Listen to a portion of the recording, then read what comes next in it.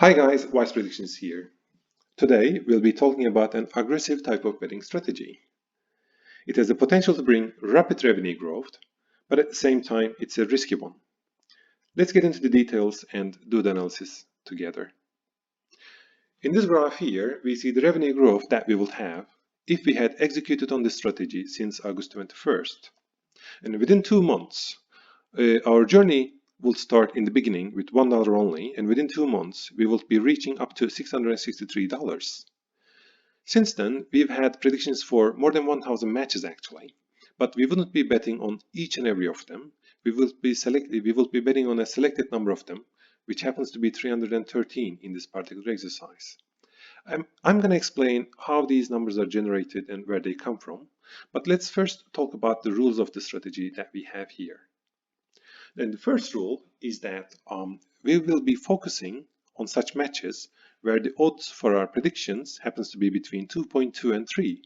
With other words, if the odd happens to be below 2.2 or higher than 3, we'll be excluding such matches from this strategy because either, if the odd is too low, then it's maybe not worth for betting on that one, or if the odd happens to be too high, then maybe something is wrong with that prediction so that we exclude such matches in order to reduce the amount of risk that we're going to take.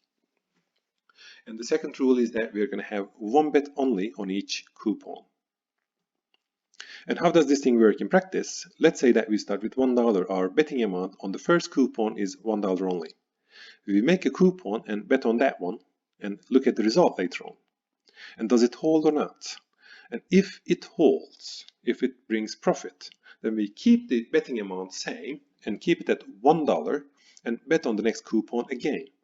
And as long as our bets hold and bring profit, we keep the betting amount at $1 and keep betting on the next coupon. But it's not going to be happening forever, and in some cases the coupons will be failing. And whenever it doesn't hold, in the next step we'll be doubling the betting amount that we have and we'll bet with that amount on the next coupon. Let's say that we start with $1 here, bet on a coupon, and say that it doesn't hold. And if it doesn't hold, we increase our betting amount from $1 to $2 and we are doubling it, and we bet on the next one. If it fails again, we double it again and it becomes $4.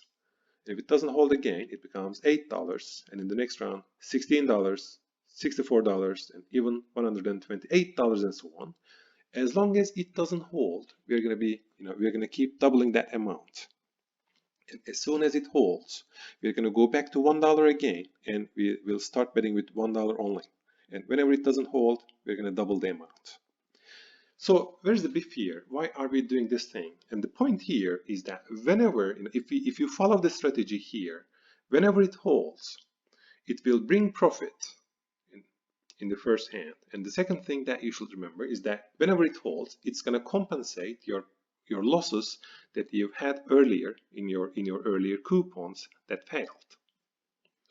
And one successful coupon will be enough to compensate all the losses that you've had previously in this particular strategy.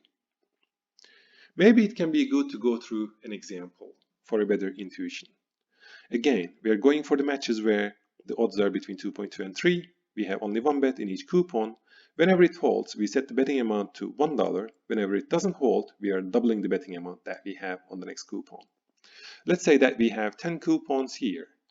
And for the sake of simplicity, let's say that the coupon odd, or the odd for our prediction, happens to be 2.5. It's anyway between 2.2 and 3 here, just for the sake of simplicity. In the third column here, you see the betting amount. On the fourth column here, you see if the prediction held or not. And in the next one, you see how much the running total, how much money we have left in our pocket based on our betting results. With the first bet here in the first coupon, we start with $1, and let's say that the coupon doesn't hold. 0 indicates here that the coupon failed. We obviously lose our money, and we are on minus, minus $1. In the next step, since the previous coupon did not hold, we're going to be doubling the betting amount that we have. We bet on the next one, and it becomes our loss becomes in total minus $3 because it doesn't hold again. And in the next step, we are doubling our betting budget again from $2 to $4, But let's say that it doesn't hold either at that time, and our total loss becomes $7 in total, from $1 to 3, then later on to $7. And in the first try, in the first, in the fourth try, or in the fourth coupon here, we are still doubling our betting budget. We started with $1, it didn't hold, then $2, $4, and in the fourth step it becomes $8. And let's say that this time it holds.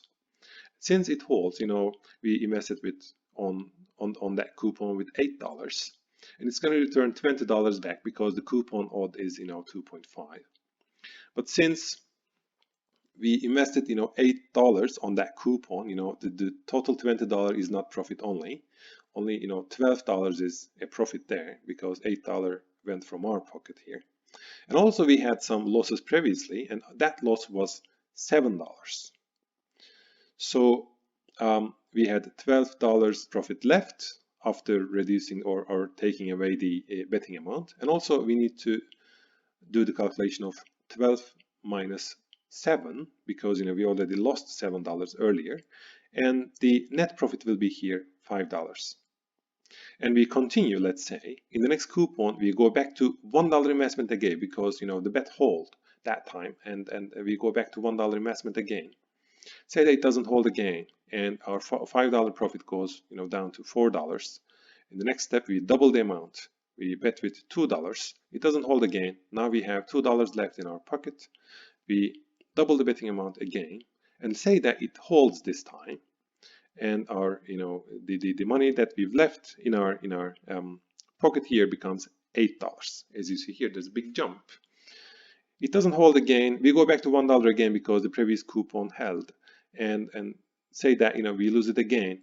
The running total decreases from $8 to $7, then to $5 again because the next coupon did not held either, as you see here in this particular example.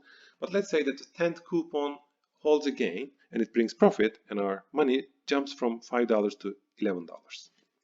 If you have a look at the numbers in a graph, this is what we see. So we go down to -1, -3, -7,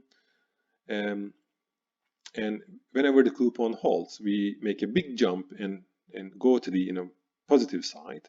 Then again we start going down if the coupons do not hold, from 5 to 4, then down to $2 again, and we make a big jump again as soon as the next coupon holds. Then 7.5, and we make a big jump again. We end the journey at $11 in this particular example. So as you see here, if the coupons do not hold consecutively, the loss is increasing as well. So it's very important to start with a very, very small amount in the first coupon. But the positive thing is that whenever it holds, it compensates all the losses that you've had earlier, and it brings the numbers to the positive side, and making a profit in the overall results. And what about our historical prediction results? With other words, which prediction results did we have for the matches where the odd for our predictions happened to be between 2.2 and 3? So far, in the last 2 months, we've had 1,260 match predictions so far, and only 313 of them, meet this criteria. And we will be betting on these 313 matches. And out of these 313 matches, 181 of these predictions actually failed, and only 132 of them actually held, and they were successful predictions. And our accuracy for this interval here has been 42.2% as a result. So it looks good, but how would it look like in practice? So this is the revenue growth graph that we are seeing if we had executed this strategy since August 21st for the matches that meet the criteria that we've talked about.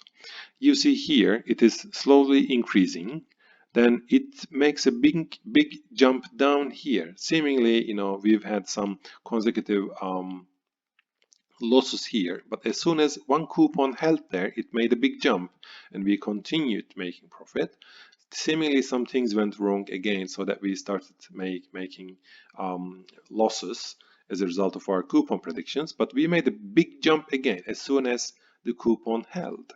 And again, it keeps increasing, and occasionally, we make here losses, and as soon as the coupon holds, so that we continue like that.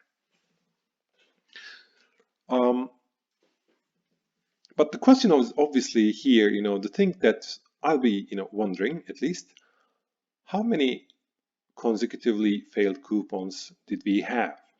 Because if we have too many coupons that fail, consecutively, then all our losses will be increasing as well.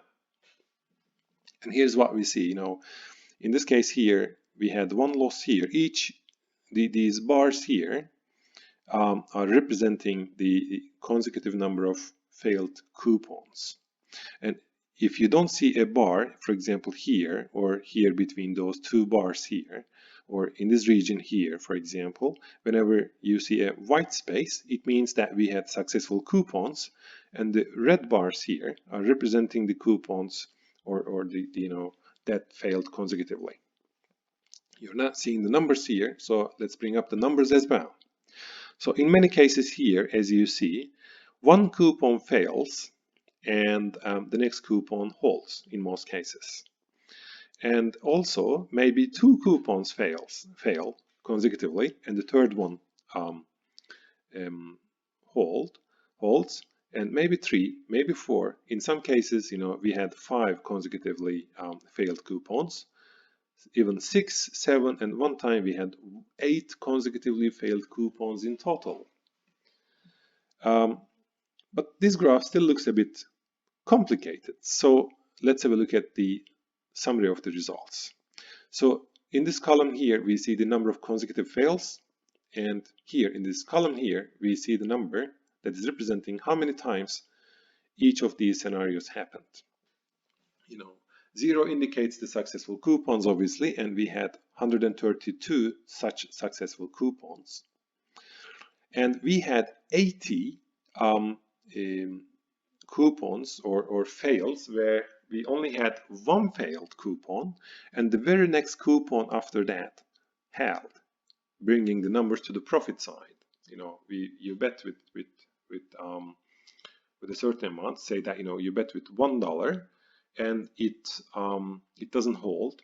Then you increase that number to $2. Then it brings profit. Then you go back to $1 again.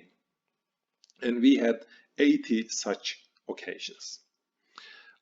What about 2 consecutive fails? It happened 49 times. What about 3 consecutive fails? It happened 26 times. If you would have 3 consecutive fails, you start with $1, it doesn't hold, then increase the number to $2, doesn't hold, then increase the number to $4 in the third step, still doesn't hold. So that 1, 2, and 4, you've spent in total $7. And then in the very next step, you increase your budget to $8 for the next coupon. And in total here, you spent $15, right? But the fourth coupon happens to hold here in this particular scenario. 3 consecutive fails only happened 26 times. 4 consecutive fails happened 13 times. 5 consecutive fails happened 6 times. 6 consecutive fails happened 4 times. 7 2, and 8 consecutive fails happened only once. So if we had 8 consecutive fails, let's calculate it together. It will be one. You start with $1, then $2, 4, 8, 16, 32, 64, and you will go all the way up to $128 investment on the very next coupon. And seemingly it held, so that we don't see the 9 consecutive fails here. Can it happen? That risk is always there, and it is why it is very important that the starting budget here is supposed to be very, very low, so that you don't need to take big risks. Another approach here that we're not covering in the examples, but might be worthwhile to think about, you set a threshold here. For example, if the first coupon doesn't hold, then you say that you're going to double your betting amount, then it's going to become, $2 in the next step.